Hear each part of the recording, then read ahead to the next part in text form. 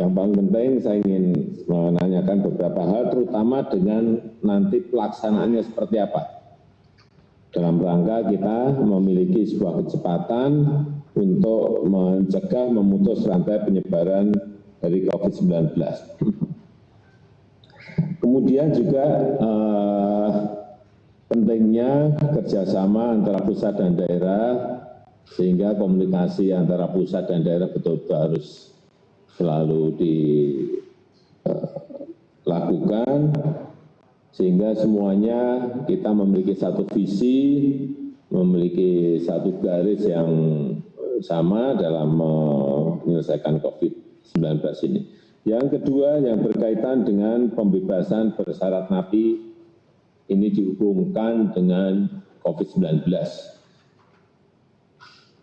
Seperti di negara-negara yang lain, saya melihat misalnya di Iran membebaskan 95.000 napi, kemudian di Brasil 34.000 napi, di negara-negara yang lainnya juga melakukan yang sama. Kita juga minggu yang lalu saya sudah menyetujui ini juga agar ada juga pembebasan napi, karena memang lapas kita yang over kapasitas, sehingga sangat berisiko untuk mempercepat penyebaran COVID-19 di lapas-lapas kita.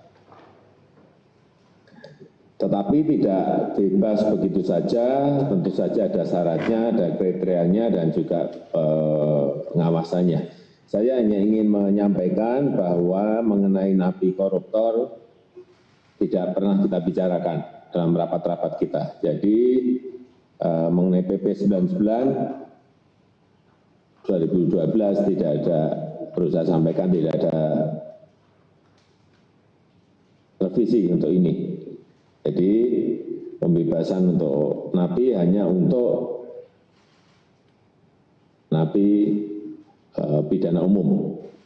Dan yang ketiga mengenai kecepatan, saya betul-betul minta agar tes PCR, pelaksanaan rapid test ini diberikan prioritas untuk orang-orang yang berisiko tinggi.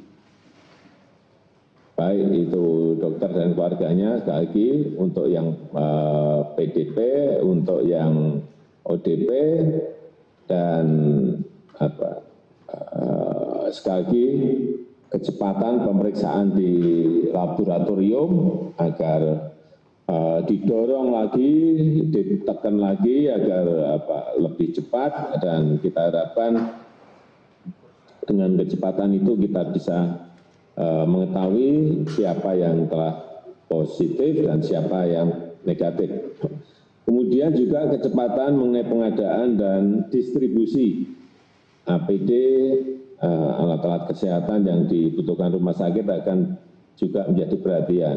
Kita sudah mendistribusikan misalnya ke sebuah provinsi di daerah, tetapi dari daerah itu juga harus diawasi, dilihat betul apakah sudah didistribusikan ke rumah sakit. Kemudian karena terakhir saya melihat membaca bahwa WHO menganjurkan agar semuanya memakai masker. Saya minta juga penyiapan masker ini sekarang ini betul-betul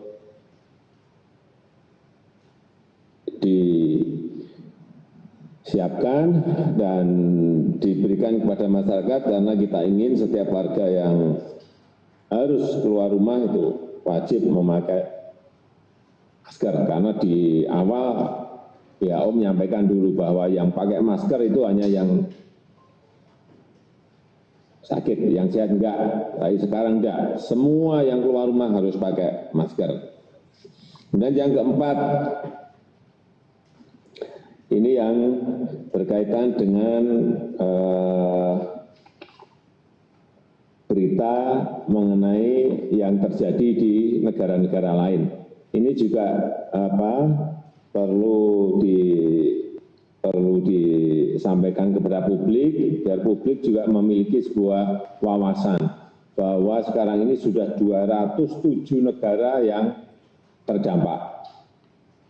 mestinya ada yang menyampaikan, mungkin tidak dari kita, tapi ini perlu disampaikan mengenai 10 negara dengan kasus tertinggi. Misalnya di Amerika Serikat sekarang sudah 305.000, Italia 119.000, Spanyol 117.000, Jerman 85.000, RRT 82.000, Prancis 63.000, Iran 53.000, Inggris 38.000, Turki 20.000, Swiss 19.000. Biar kita semuanya memiliki gambaran bahwa penyakit ini tidak hanya di Indonesia, tapi di 207 negara. Dan kasus-kasusnya tadi disampaikan 10 kasus tertinggi di negara-negara yang tadi saya sebutkan. Ini perlu mungkin nggak tahu setiap hari atau setiap 2 hari harus ada yang menyampaikan, tetapi sekali lagi bukan dari kita.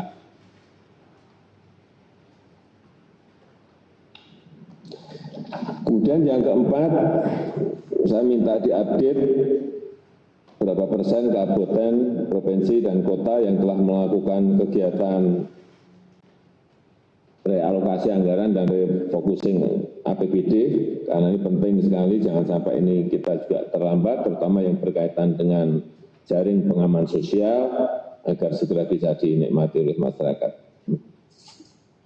Saya rasa itu yang bisa saya sampaikan pada kesempatan yang baik ini. Waktu saya kembalikan.